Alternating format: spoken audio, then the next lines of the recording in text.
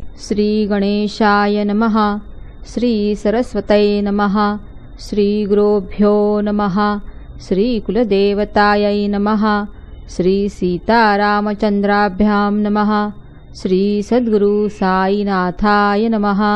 ज्यांच्या मुखाकडे एक क्षणही पाहिले असता अनंत जन्माच्या दुःखांचा नाश होतो, त्या साईंचे अतिशय आनंद उत्पन्न करणारे श्रीमुख धन्य होऊन त्या साईंची कृपादृष्टीने पाहिले तर केलेल्या कर्माची बंधने तात्काळ सुटतात आणि भक्तजनांना आत्मानंदाचा अनुग्रह एकही क्षण न लागता प्राप्त होतो.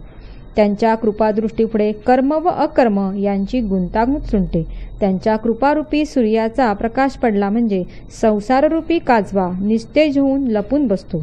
गंगा नदी साऱ्या जगाची पापे धुते, म्हणून ती स्वतः मळते आणि साचलेला आपला मळ घालवण्यासाठी साधूंच्या चरणधुळीची इच्छा करते. साधूंचे पाय आपल्या किनाऱ्याला कधी लागतील, ते आपल्या पाण्यात स्नानासाठी कधी येतील याची ती वाट पाहत असते. कारण त्याशिवाय आपल्याजवळ साठलेल्या पापांची घाण निरसायला दुसरा कोणता मार्गच नाही, हे ती पक्की जाणत असते. अशा साधूंचे मुकुटमणी श्री साई समर्थ यांचे या कथेतील हे बोल आहेत. हे लक्षात ठेवून भाविक सज्जनांनी अति आदरपूर्वक ही पावन कथा ऐकावी. पहा, सगळ्या डोळ्यांच्या मागची पाहण्याची शक्ती, सगळ्या कानाच्या मागची ऐकण्याची शक्ती श्री साई स्वतः आहे. त्यांनीच माझ्या हृदयात शिरून ही गोष्ट मला सांगितली. साई स्वतः सकल संतांचे मुकुटमणी आहेत. या कथेची नवलाई ऐकल्यावर श्रोते देहभान विसरतील आणि त्यांच्या हृदयात प्रेमाचे अष्टभाव दाटून येतील. साईच्या मुखातून निघालेल्या या कथेच्या अभिप्रायावर लक्ष ठेवले आणि तात्पर्यावर दृष्टी ठेवली तर श्रोत्यांना कृतकृत्यता लाभेल. तरी श्रोत्यांनी माझी विनंती ऐकावी की जरी मी या कथेला वक्ता असलो तरी मीही तुमच्यासारखाच यातील तात्पर्य न घेतलेला कोरडा मनुष्य आहे. साईबाबांचे भक्तांवरचे प्रेम आठवून मन आपला चिंता करण्याचा स्वभाव विसरून जाते आणि संसारातील काळजी व कष्ट यांनी त्रासलेल्या जीवाला शांती मिळते. यापेक्षा अधिक श्रेष्ठ लाभ तो कोणता? पूर्वीच्या कथेचे अनुसंधान श्रोत्यांनी सावधान चित्ताने ऐकावे. कथा न अडखळता ऐकली म्हणजे जीवाला समाधान होईल. गेल्या अध्यायाच्या शेवटी श्रोत्यांनी शेळ्यांची कथा ऐकली. त्यांच्या पूर्वजन्माची आठवण झाल्याने बाबांचे त्यांच्या ठिकाणी प्रेम उत्पन्न झाले. तशीच आता द्रव्यलोभाची परमअवस्था अधपाताकडे कशी घेऊन जाते तीही कथा लक्ष देऊन ऐकावी. साईच कृपादृष्टी ठेवून लागोपाठ कथा सुचवतात आणि त्या ऐकण्यात खंड पडू न देता सुख व संतोष वाढवतात. साई समर्थ स्वतःच कथा आहेत आणि ती सांगणारे मुखही त्यांचेच आहे. तेथे हेमाड हा उगीचच नुसता टोपण नावाचा आहे. साई कथारूपी महासागराच्या काठी बसलं असताना आम्हाला कथांसाठी खटपट कशाला हवी? कल्पवृक्षाच्या तळाशी बसले असताना जी इच्छा उद्भेल ती लगेच पूर्ण होत असते. सूर्याच्या घरी दिव्याची कोण बरे चिंता करील? ज्याला सतत अमृत पिण्यास मिळत असते त्याला विष पिण्याची लहर येईल का? साईसारखा सदैव आमचा पाठीरागा असताना कथारूपी अमृताची आम्हाला काय कमतरता? मनसोक्त आणि अति आनंदाने त्यांची गोडी चाखा.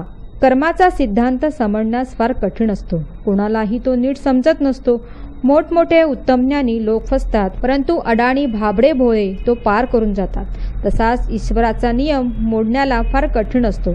त्यांचे उल्लंघन कोण करू शकेल? म्हणून नेहमी आपले लोकरीतीतील कर्तव्य पाळावे आणि त्यासाठी सर्व कर्म करीत जावे. नाहीतर अत्यंत शास्त्रविरुद्ध आचरण घडेल. मरण पावल्यावर जसे ज्याचे कर्म असेल तसा त्याला जन्म मिळतो.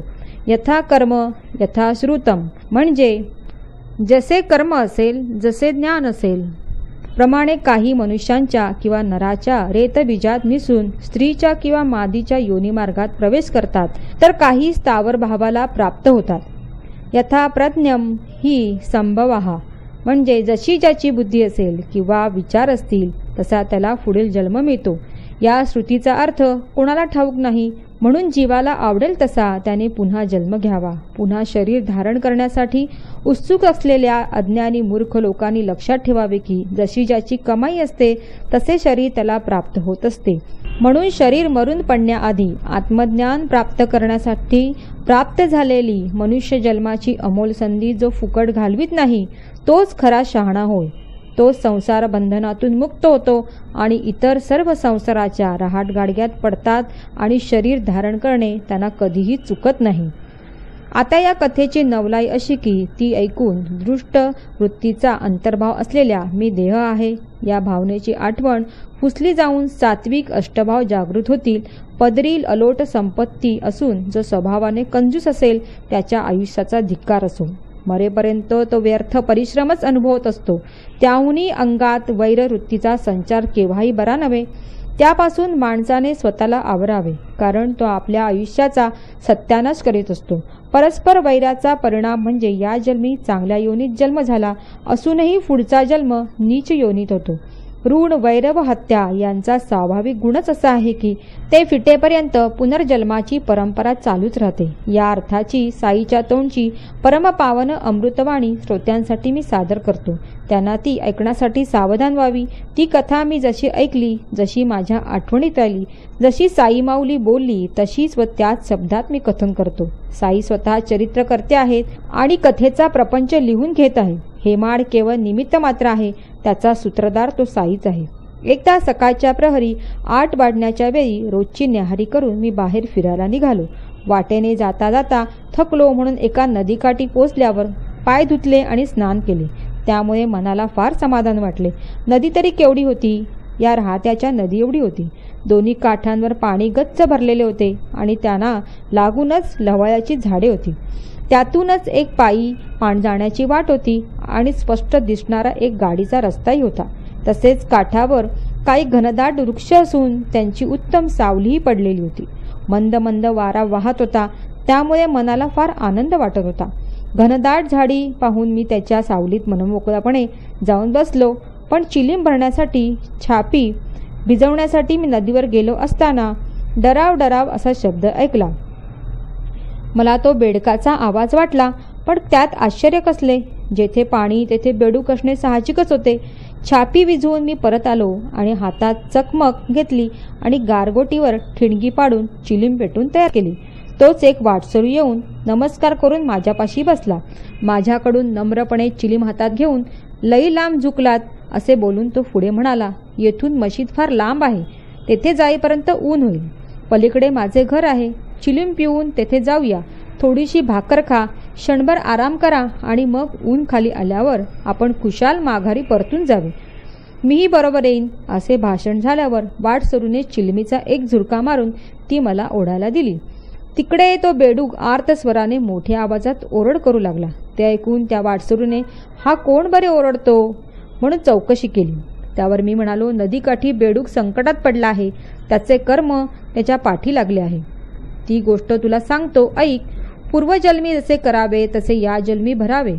केलेल्या कर्माचे फळ भोगायला तयार व्हावे. आता रडून काय उपयोग? मग हे ऐकून चिलीम माझ्या हातात देऊन तो वाटसरू तेथून निघाला. तो म्हणाला, मी जरा पाहून येतो. खरोखर तो बेडूकच आहे की आणखी कोणी प्राणी आहे? त्याला काय दुःख आहे पाहून मनाची खात्री तरी करून घेऊया. त्याची इच्छा पाहून मी म्हणालो, जा पाहून ये. एका मोठ्या सापाच्या तोंडी पडून तो बेडूक ओरडत आहे. दोघेही महा हरामखोर आहेत. दोघांची पूर्वजन्माची कर्म राक्षसी आणि बापे भयंकर होती. त्यांची फळे भोगाला त्यांना हे दुसरे शरीर लाभले आहे. असे बोलणे चालले असताना तो वाटसरू त्या जागेवर गेला आणि प्रत्यक्ष प्रकार पाहून परत आला. तो म्हणाला, तुम्ही सांगितलेली गोष्ट अगदी खरी आहे. काळासारख्या त्या सापाचा जबडा मोठा विशाल आहे. तो बेडूकही मोठा भयंकर आहे. परंतु तो त्या सापाचा फरार झाला आहे. त्याची सापाच्या तोंडात आहुती पडली आहे आणि तो अर्धघडीचा सोबती आहे. कर्माची गती किती विचित्र आहे बरे. त्या बेडकाला तो साप आता एका क्षणात खलास करेल. तेव्हा मी त्याला म्हणालो, तो काय त्याला खलास करतो? त्याचा बाप मी येथे आहे ना. मग मी येथे कशाला पाहिजे? आपले स्थान सोडून जो येथे येऊन बसतो तो काय त्या सापाला तो बेडूक खाऊन देईल? पहा, मी त्याला सोडवितो कसा ते. त्यांची लढाई सोडवल्यावर आपण आपल्या घरी जाऊ. चल, एकदा चिलीम भर, मग पाहू साप काय करतो ते. हे ऐकून वाटसरूने चिलीम लगेच तयार केली. मीही ती ओढायला हातात घेतली आणि 2 झुरके मारले. मग वाटसरूला बरोबर घेऊन लव्हाळ्यामधून त्या ठरलेल्या जागी जाऊन पोचलो. त्या सापाला पुन्हा पाहून तो वाटसरू घाबरून गेला आणि केवढे हे धूळ म्हणून मला भीतीने आवरून म्हणाला, नका हो, पुढे जाऊ नका. तो साप आपल्याकडे येईल. पळू म्हणता ही जागा फार अडचणीची आहे. नका हो, तिकडे जाऊ नका. असो, अशा प्रकारे दृश्य पाहून त्या वाटसरूच्या जीवाला भीती वाटली आणि मग त्या दोघांच्या वैरवृत्तीसंबंधी जो मी उपदेश केला तो ऐका. अरे बाबा वीरभद्रा, अजून तुझ्या वैऱ्याला, बसाप्पाला, बेडकाच्या जन्माला आला तरी पश्चाताप झाली नाही का? तूही सापाच्या योनीत जन्मलास तरी देखील अजून हाडवैर धरून आहेस का? आता तरी लाज धरून वैर टाकून जरा स्वस्त बैस की. माझ्या तोंडून हे शब्द बाहेर पडले नाहीत. तोच बेडकाला सोडून साप पळाला आणि लगेच खोल पाण्यात शिरून अदृश्य झाला.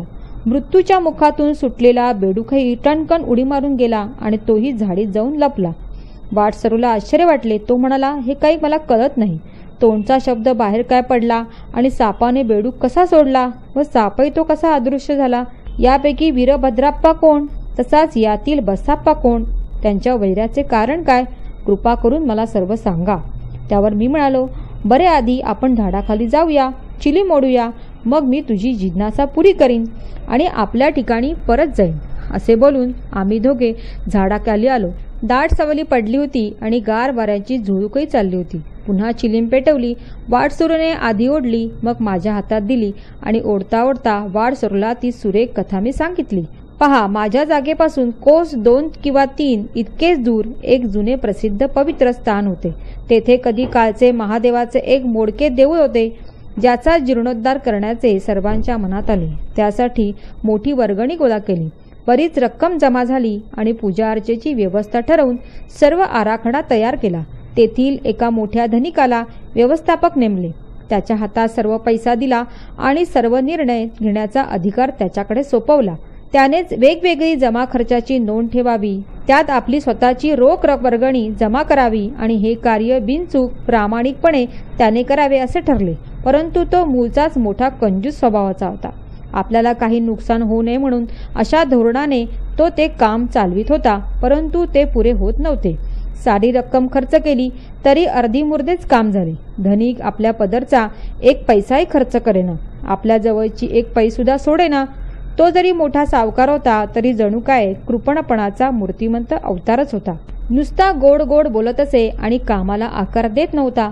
पुढे त्याच्या घरी पैसे जमणारी सगळी मंडळी जमली आणि म्हणाली, तुझी ही सावकारी काय कामाची? तू हातभार लावण्यासाठी या महादेवाचा जीर्णोद्धार कसा पार पडेल याचा काही विचार तर कर. लोकांची मनधरणी करून आणखी पुन्हा वर्गणी आम्ही मिळवतो आणि तीही तुझ्याकडे पाठवून देतो. एकदाच हे काम ठिकाणी लाव. पुढे आणखी पैसा जमला, उत्तम प्रकारे हाती आला, परंतु त्याचा काही उपयोग झाला नाही. तो धनिक स्वस्तच बसला. असेच काही दिवस गेले आणि देवाजीच्या मनाला काही करावेसे वाटले. याच धनिकाच्या पत्नीला दृष्टांत झाला. तू तरी उठ, जागी हो, त्या देवळाचा घुमट बांध.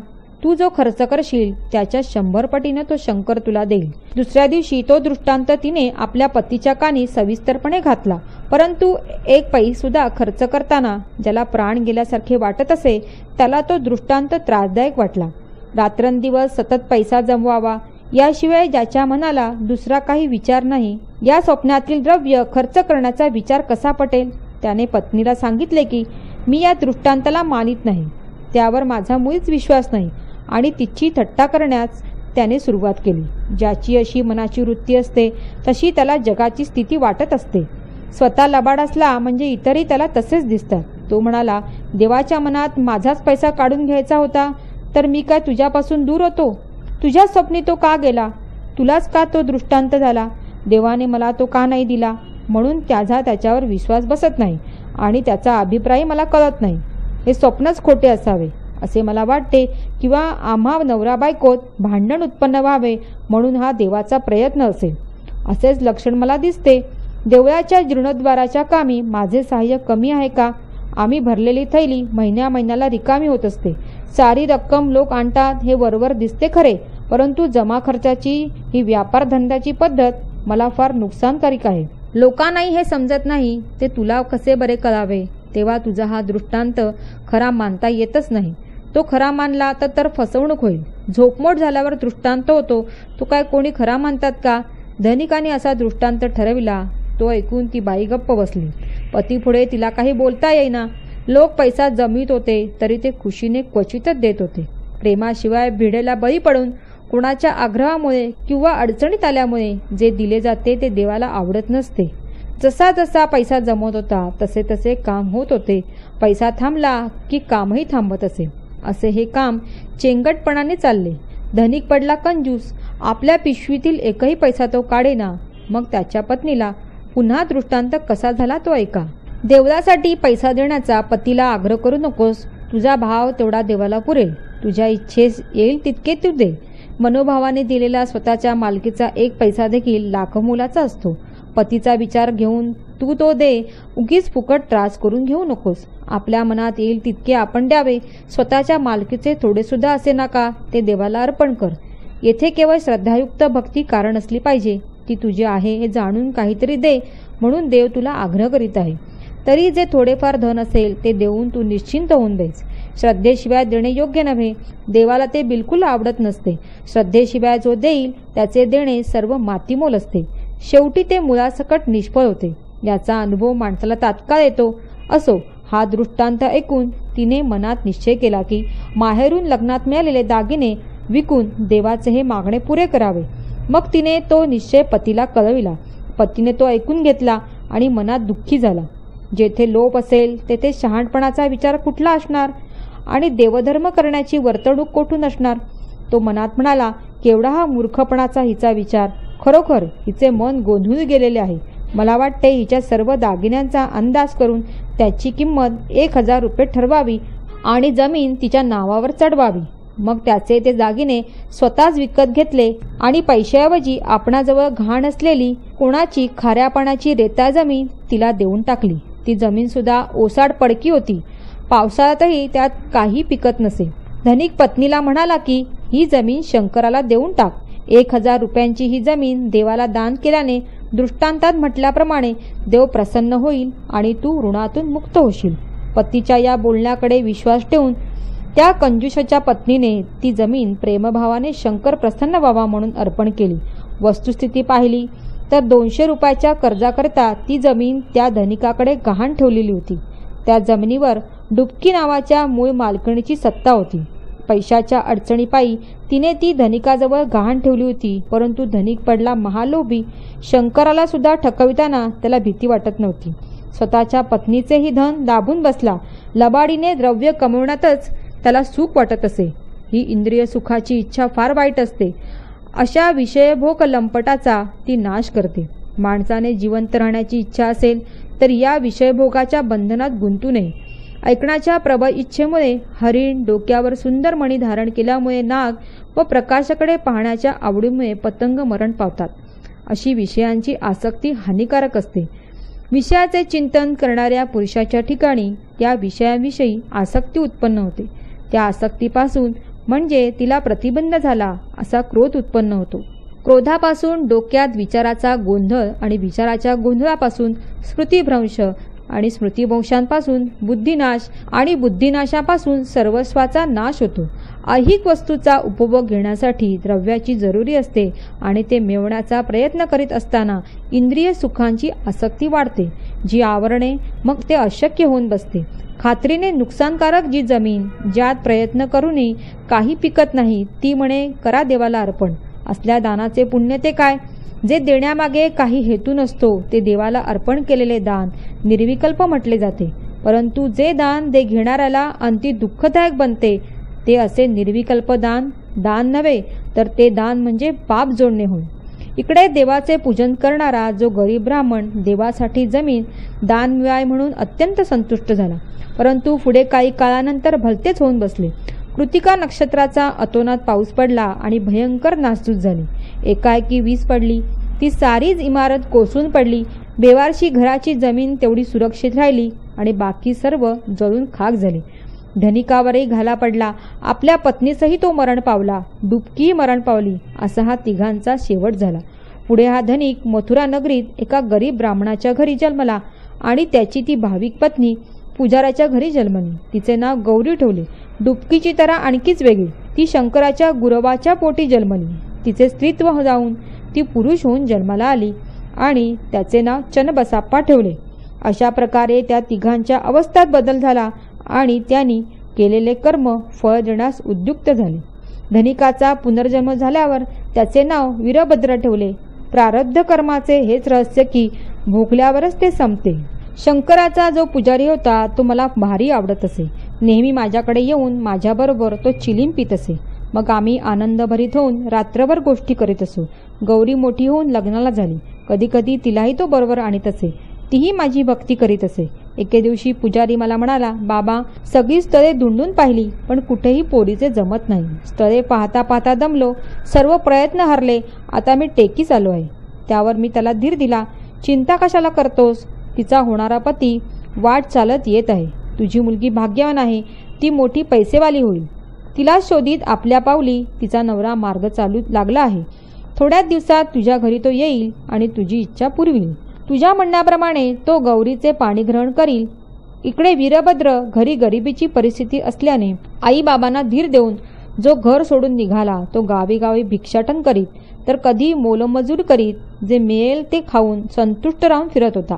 फिरता फिरता दैवयोगाने पुजाराच्या घरी पोहोचला. अल्लामियाची करणी अपूर्व आहे. सगळ्यांना तो आवडू लागला. असे होता होता त्याच्यावर पुजाराचा लोभ जडला आणि वाटले की गौरी त्याला द्यावी. नाडी, गोत्र, गण व योग जुळले आणि पुजाराला आनंद झाला. एक दिवशी वीरभद्राला घेऊन पुजारी आला आणि त्या समयी दोघांना एकत्र पाहून मलाही एकाएकी विचार सुचला. विचाराप्रमाणे लगेच उच्चार झाला आणि मी म्हणालो, सध्या लग्नाचा मुहूर्त असला तर आता याला लग्नात गौरी देऊन मोकळा हो. पुजाऱ्यानेही आपल्या पत्नीचा होकार घेऊन वीरभद्राला वर म्हणून निश्चित केला आणि विवाहाचा मुहूर्त पाहून योग्य तऱ्हेने विवाह लावून दिला. सर्व कार्यभाग संपल्यावर ते जोडपे संसारात कृतकृत्य होण्यासाठी माझा आशीर्वाद घेण्यासाठी माझ्या दर्शनाला आले आणि मीही मोठ्या आनंदाने आशीर्वाद दिला. वीरभद्राला आयते अन्न मिळू लागले आणि त्यामुळे सुखसंपन्न झालेला त्याचा चेहरा प्रसन्न दिसू लागला. तोही माझ्या भक्तीला लागला आणि थोड्याच दिवसात त्याचा संसार थाटला. परंतु पैसा अपुरा पडल्याने कंटाळा नाही असा भाग्याचा कोणी कधी भेटतो का? या पैशाचा मोठा जाचच असतो. थोड्या मोठ्यांनाही त्याची छळवणूक असते. वीरभद्राला सुद्धा मधूनमधून त्याची टंचाई भासू लागली. द्रव्याचा खेळ असाच असतो. वीरभद्र मला म्हणाला, बाबा, ही लग्नाची बेडी फार कठीण आहे. पैशा वाचून मी वैतागून जातो. काहीतरी उपाय मला सांगा, म्हणजे मला हा संसार झेपणे शक्य होईल. आता मी तुमच्याकडे लोटांगण घालतो. आता फसवणूक बरी नव्हे. तुम्हीच आमच्या या लग्नाला कारण आहात. मी त्याला पुष्कळ उपदेश करीत असे आणि प्रेमाने आशीर्वाद देत असे. अल्ला मालिक आहे. त्याला हे सर्व ठाऊक आहे.